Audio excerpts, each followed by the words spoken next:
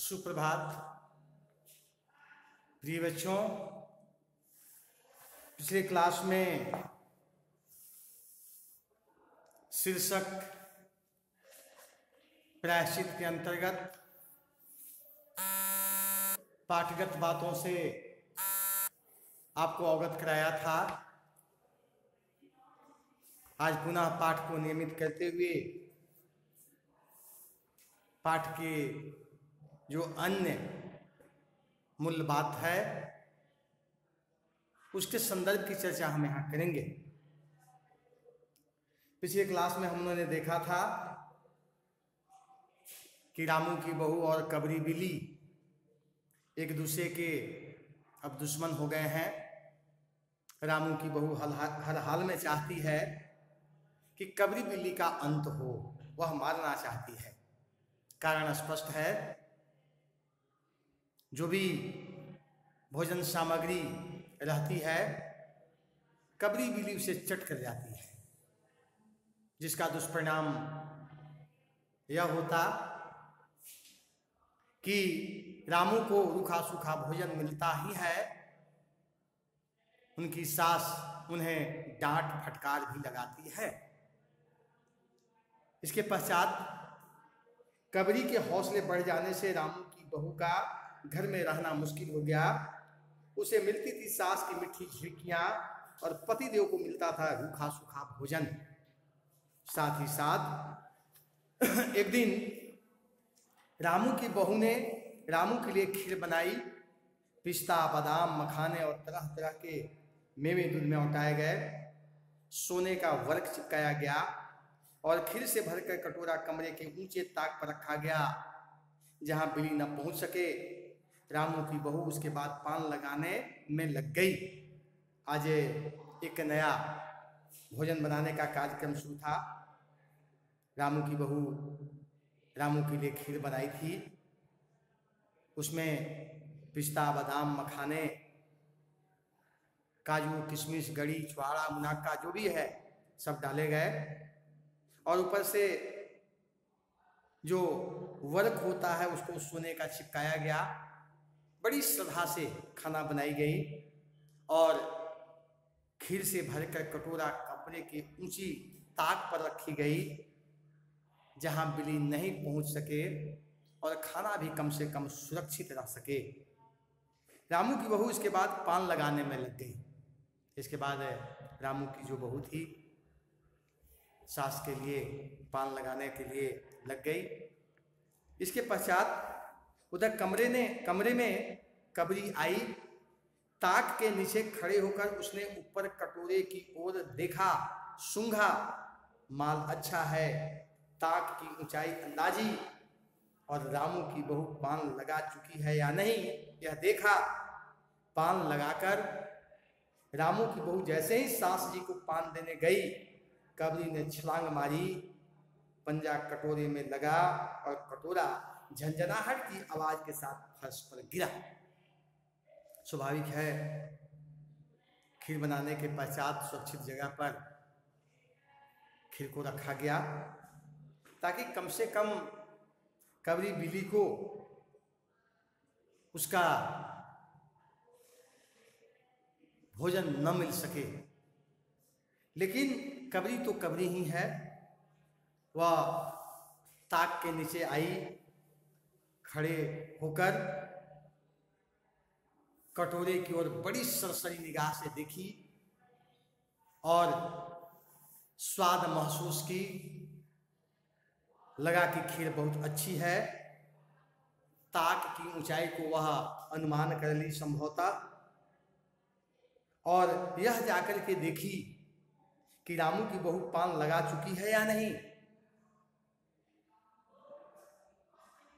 जब रामू की बहू जैसे ही सास जी को पान देने गई, कबरी ने अपना करिश्मा दिखाया। वह छलांग लगाई, पंजे से कटोरे को गिराया।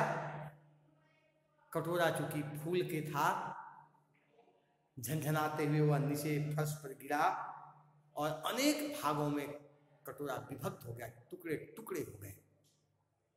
आवाज की रामू की बहू के कानों में पहुंची। सास के सामने पान फेंकर वह दौड़ी। क्या देखती है कि फूल का कटोरा, टुकड़े टुकड़े, खीर फर्श पर, और कबरी डट कर खीर उड़ा रही है। रामू की बहू को देखते ही कबरी चंपा, बेचारी रामू की बहू पान दे करके देने पहुंची ही थी कि कबरी बिल्ली क्या कर दी, फूल के कटोरे को गिरा दिया। कटोरे टुकड़े टुकड़े हो गए, फर्श पर खीर सभी तब बिखर गए, और बड़े मजे के साथ उस खीर को वह खा रही है। आवाज सुनते ही रामू की बहू दौड़े दौड़े इधर आती है, लेकिन जैसे ही आने की आहट मिलती है, कबरी बिल्ली वहां से 9-2-11 हो जाती। चंपत होना, भाग जाना, वहां से निकल गई, बड़ी सावधानी से निकल गई, और ऐसे मासूम होकर के निकलती है, लगता है कि कुछ उसने देखा ही नहीं है, कुछ किया ही नहीं है। स्वाभाविक है इस प्रकार की स्थिति में आखिर रामू की बहू क्या करे, कोई विकल्प नहीं बचा हुआ है सिवाय मारने का। स्वाभाविक है रामू की बहू के ऊपर खून सवार हो गया। वह हर हाल में तय कर चुकी कि अब हम इसे अवश्य मारेंगे, न रहेगा बांस न बजेगी बांसुरी। बांस को जड़ से काट दो ताकि बांसुरी रहेगी और न वाद्य बजेंगे। अर्थात उसने प्रण किया कि बीली रूपी बांस को बजाने से पूर्व, खाने से पूर्व ही उसके काम को तमाम कर दिया जाए, और इस प्रकार से इस प्रण के लिए उन्होंने कमर कस ली। रामू की बहू ने कबरी की हत्या पर कमर कस ली। रात भर उसे नींद ना आई, किस दाव से कबरी पर वार किया जाए कि वह फिर जिंदा न बचे। यही पड़े पड़े सोचती रही। सुबह हुई और वह देखती है कि कबरी देहली पर बैठी बड़े प्रेम से उसे देख रही है। सोचिए कितनी धूर्त है कबरी बिल्ली। वह रात भर सोई नहीं, मन में प्लान करती रही, योजना बनाती रही, कैसे वार किया जाए कि वह कम से कम बच न पाए। सुबह जैसे ही उठती है तो देखती है कि रामू की बहू के दरवाजे के ठीक देहली पर बैठ कर करके रामू की बहू को बड़े प्रेम से देख रही है। अब सोचिए कितना नफरत और घृणा होती होगी। रामू की बहू ने कुछ सोचा, इसके बाद मुस्कुराती हुई वह उठी। कबरी रामू की बहू के उठते ही खिसक गई। वह चालाक चतुर बिल्ली थी। देखिए रामू बहू बेड से उठी, वह 10 फीट की दूरी बना ली। रामू की बहू का कटोरा दूध कमरे के दरवाजे की देहली पर रखकर चली गई। लेकिन आज क्योंकि एक योजना के तहत काम हो रहा था, वह आती है, एक कटोरा दूध देहली पर रख करके वह चली जाती है। हाथ में पाटा लेकर वह लौटती है तो देखती है कि कबरी दूध पर जुटी हुई है। मौका हाथ में आ गया, सारा बल लगाकर पाटा उसने बिल्ली पर पटक दिया।